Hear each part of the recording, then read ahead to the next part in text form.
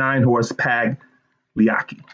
So the 3 horses I like, starting off the pick 4 at Belmont in the 6th race, the number 4-horse Celebration, the number 7-horse Pocket Change, and the number 9-horse Pagliacci. Race 7 at Belmont is a mile on the outer. It's a straight maiden, $64,000 purse for fillies and mares 3 and up. Now, Chad Brown has 2 horses in this race. Now, a lot of times when you look at Chad, and they're first-time starters, by the way, a lot of times it's you know his horses are going to be bet, and you know they're going to probably run well. Now, a lot of times Chad will send horses, and they will come 1-2. Many times he does not. They're not going to run 1-2 all the time, maybe not even most of the time. So you have to sit there and figure out yourself in your mind who's the better horse. Now, let's start with the number 2 horse, Dovima. This is a 3-year-old filly by Union Rags.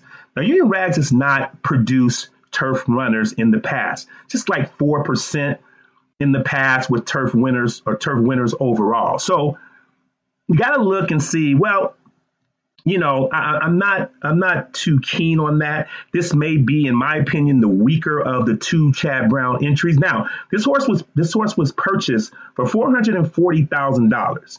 After this horse, as a 2-year-old, worked a quarter of a mile in under 21 seconds at the OBS sales.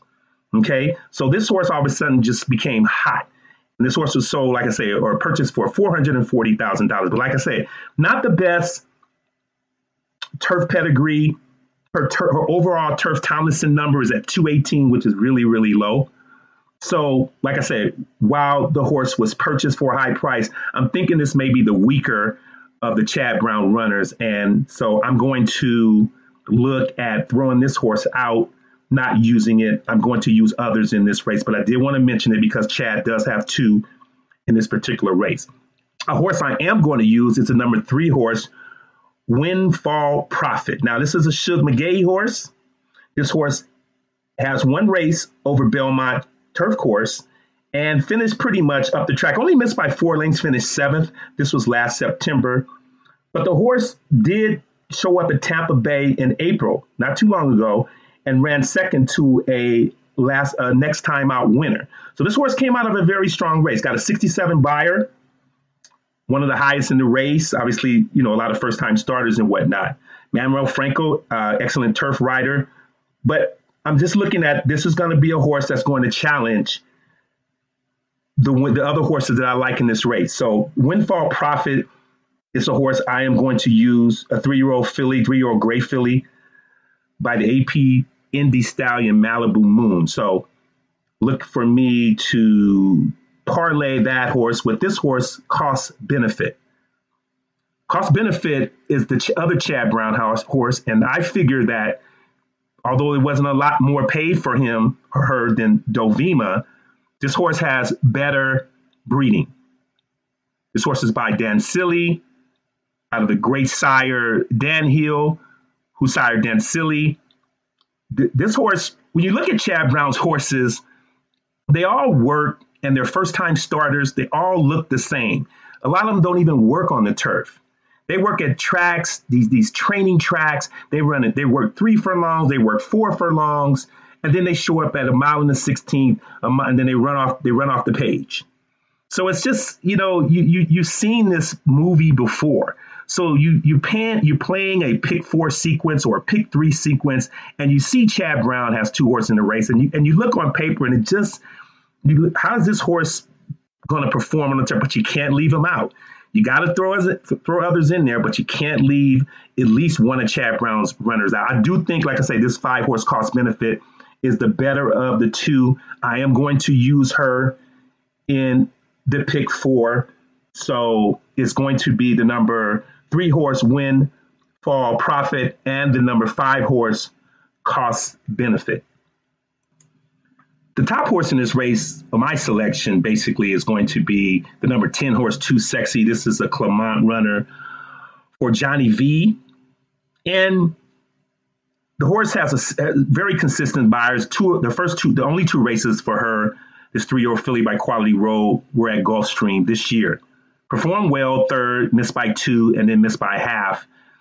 in her next start. So this horse is probably going to be favored even over the two Chad Brown runners.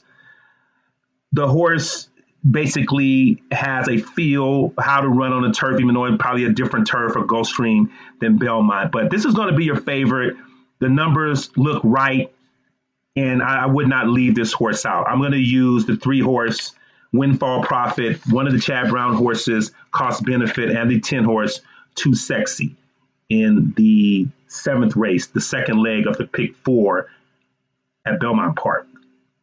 The 8th race at Belmont is 6 furlongs on the main, state bred, fillies and mares, 3-year-olds and up. And this is probably the weaker, or it's not even probably, this is the weaker race of any of the the 4 races in this particular sequence.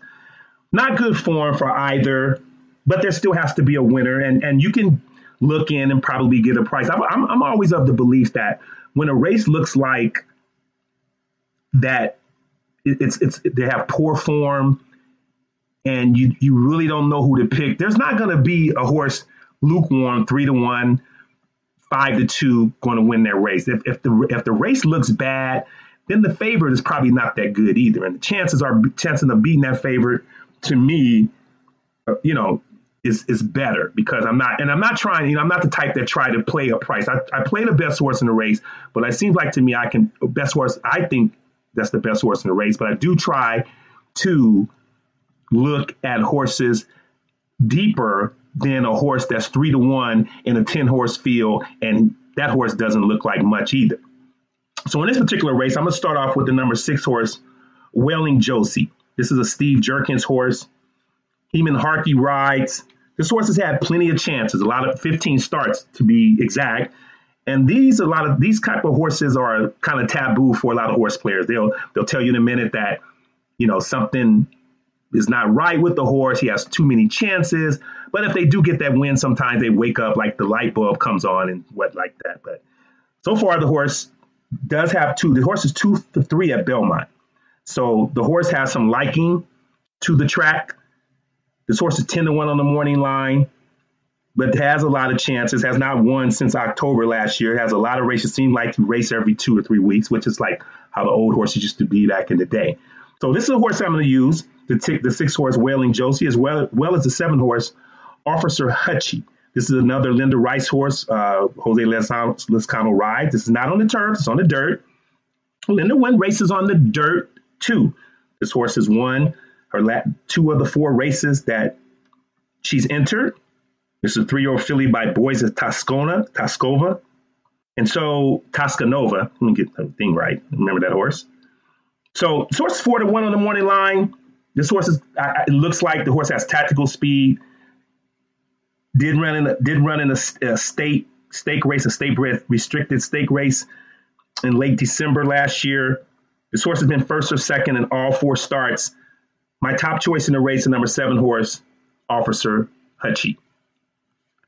Moving on to the 10-horse Good Credence. Now, this is a horse I like, and I'm going to also use in my pick 4.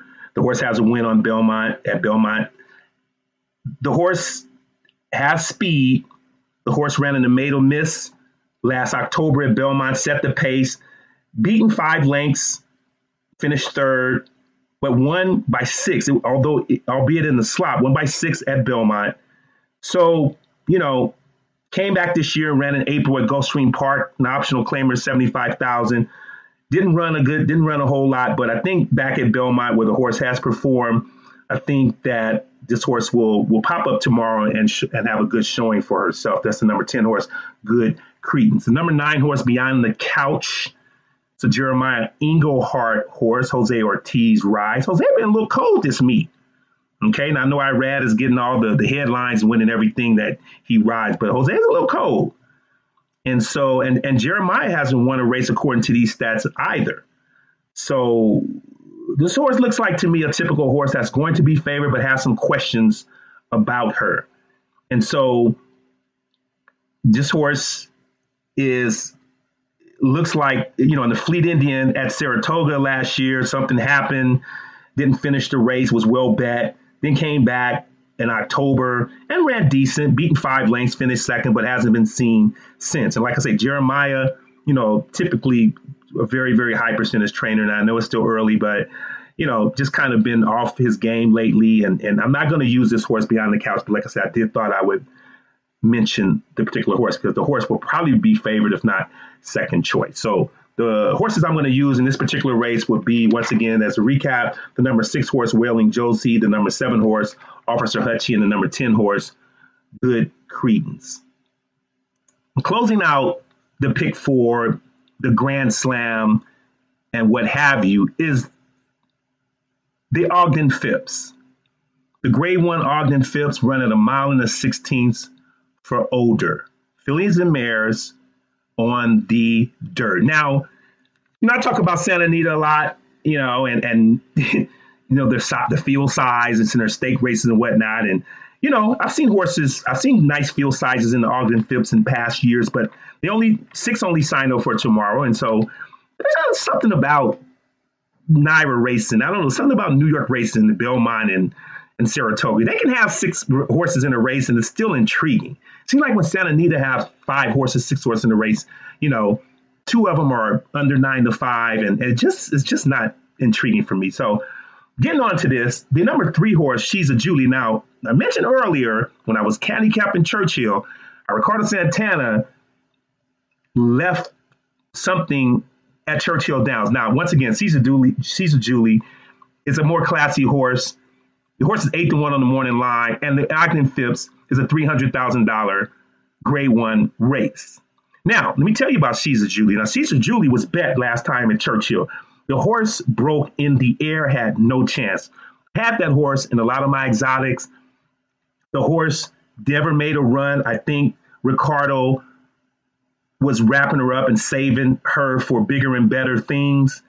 And I don't think a lot was taken out of She's a Julie in that particular race. She finished 6 by 13, like I said, as 2-1. That's not reminiscent of how this horse can perform. So she's going to be one of my picks tomorrow. Number 3 horse, She's a Julie, Steve Asmussen, Ricardo Santana.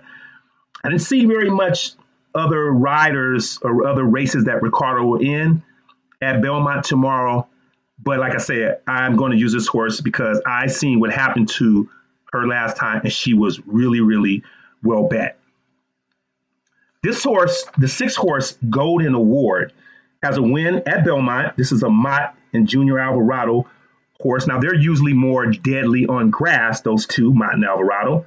However, this horse has performed very, very well in her races. This horse always is around. This horse has five lifetime wins out of 12 races and 4 seconds. Now, is the race going to set up right for her? I think so. Because I think the number 4 horse, Blame, is going to be on or near the lead. And I think Golden Award is going to probably let the 5 horse, probable post-time favorite, Ollie's Candy, go ahead of her. And Golden Award is probably going to sit back and kind of take a more closer to the rail kind of run and try to make her run later. The horse Golden Award always makes runs, so I'm not worried about how far she gets back. It's 1 turn, 1 16 at Belmont. I think she's going to have a good chance to run down who's ever in front when they turn for home. The number back to She's a Julie. She's going to be one of those horses that's going to be close. But I'm just looking at, like I said, when I picked She's a Julie as one of my horses, I'm just looking back on how that horse is just something still left in the tank after last time being well bet and not even really using any energy.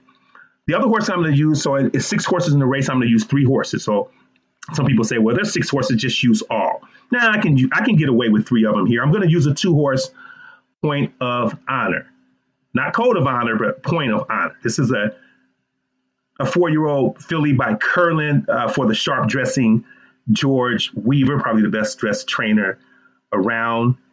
George Weaver's won a couple of races this particular meet.